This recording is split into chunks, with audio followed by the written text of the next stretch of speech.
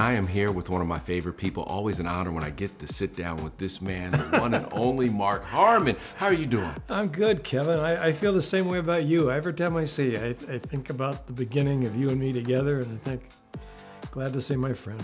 Yeah, it is great to see you. I want to ask you about the crossover episode, but more importantly, you coming back. And what is it that brings you back to this franchise? First, you got to be asked, right? This is your franchise, Mark. Stop. No, you got to be asked, Kevin. People want you for something, they ask, right? And David and Gina came with this idea, and I hadn't really thought about it. It was an interesting idea. He's not alone, which surprised me. And at the same time, maybe it didn't surprise me because of who David is and who Gina is. It just hit me like it's the right time to check in with him, maybe. And so I said, yes. I'm here to help this franchise and this show and these individual actors who are all great, and I love all of them, and help cast them and be part of that. And so I'm happy to be here. 3 decades. It's a hell of a long time. That's how long I put in on the job. Always there is something fascinating when Gibbs speaks. He says something to you. And this time, I love what he said, that you may change on the outside, but on the inside. But inside, you still feel all the same things. Did you come up with that? What did you think about that? Yeah, Because I know you embody him. You know, it always struck me as funny as a guy who doesn't talk much or very much on camera or whatever. That's what they created in this character for 20 years. And now I'm doing the voiceover for this show, and he never shuts up. He's talking all the time on the voiceover. Right, so, all the time. So now to come back and to actually physically be in front of the camera, which we did,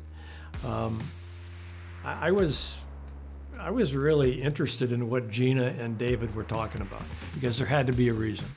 There had to be a reason. Mark returns to the NCIS universe for a special crossover episode of NCIS Origins Tuesday on CBS in honor of Veterans Day. It comes just over 4 years after he left the original show.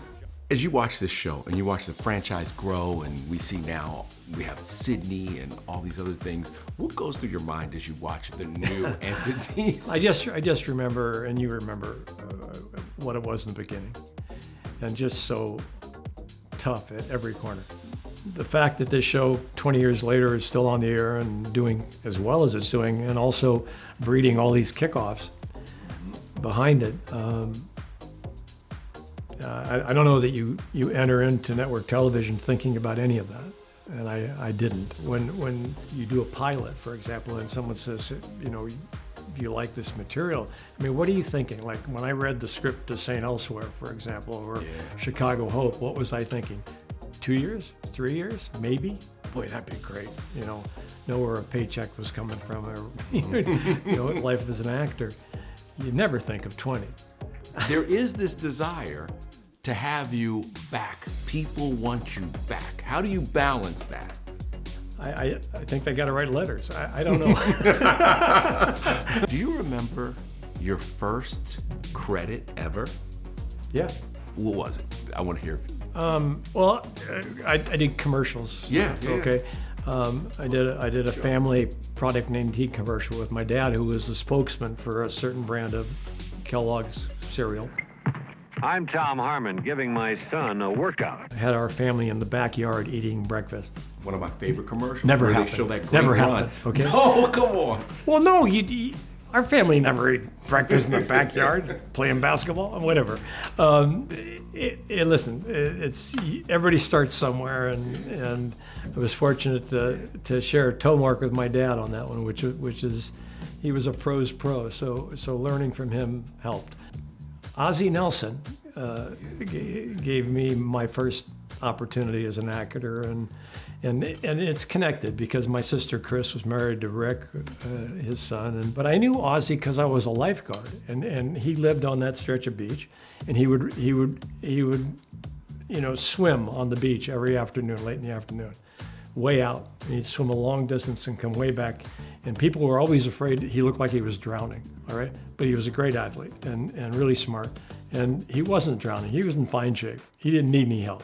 And that's how I ended up on Ozzy's show. Ozzy's Girls. Hi, is this Susie Campaign headquarters? Yeah, come on in. At the time, Mark was a student at UCLA and, of course, the football team's quarterback. Being the quarterback at UCLA, you're this It guy. sure meant you had to find time to study. Right, right? Well, yeah, because, I mean, you tried to take a lighter load during football season, but you know, you're traveling to go play somebody on a Thursday. It's a four-day work, school week, and it's a tough balance. Your dad, I mean, consider, as time goes on, people forget, but he was considered the greatest college football player ever. My dad had that Heisman Trophy on his desk. He has a two-tiered desk, always was in the corner of his little office at this house. And it was always there. It was always part of my life. And someone said, what were you impressed by? Would that impress you? I said, no. What impressed me was the weight of it. Weight of it. I mean, you try. My dad used to tell a story about when he got the award, his mother was up there with him, and he turned at one point and handed it to her during the award and about put her through the floor. I always had great respect for him and certainly great respect for that award, but he spent no time talking about it. And we are at war. Until I relieve you, which may be any moment now, you will fight that war 24/7. That includes sleeping, eating, taking a crap. You got it? If you weren't an actor, what would you be doing today? I'd be doing something outside, for sure. You wouldn't be coaching? I don't think so.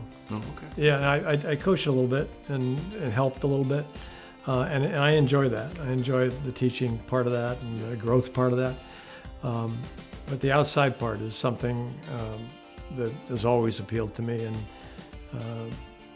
I don't know how long ago we met each other, but I'm pretty sure I had stopped selling shoes by the time we met. But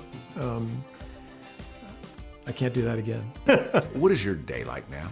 What's Mark Harmon's day like now? How are you? It varies, it's busy, but I like being busy, and I could always be busier.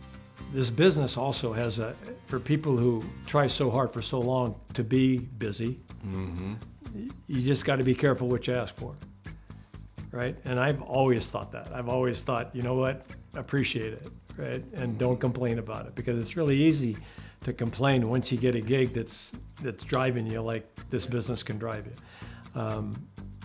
But I always was an actor trying to work, so do you take a job thinking I'm going to be doing this for 20 years? No, you don't. But even if you did, the commitment to do it is a lot different than thinking about it, and it's not for everybody. I want to ask you about reuniting with Jamie Lee Curtis to do Freakier Friday. Car is all set up the coast, Route 1. Yeah? Yeah. How was that? Great. I mean, Jamie, I've known her for a very long time, and I'm a fan of hers individually, who she is, always have been. And then to get an opportunity to tow a mark opposite her, whether it's on the Freaky Friday stuff or whether she comes to play on the show, which she did as well, that's a gift. And she's a dear friend and a terrific talent, and I've always been supportive of her, and I'm glad to be part of it. Is there any other role or any other dream that you still have? Put me on a horse. You want to do a Western? Well, I think that's the only way I'm going to get on a horse. When I was growing up, that's what was happening is Western. I could see you in a Western. I think it would work. Well, then I think you should get a horse and we go to work. Come on, let's go. Let's do it.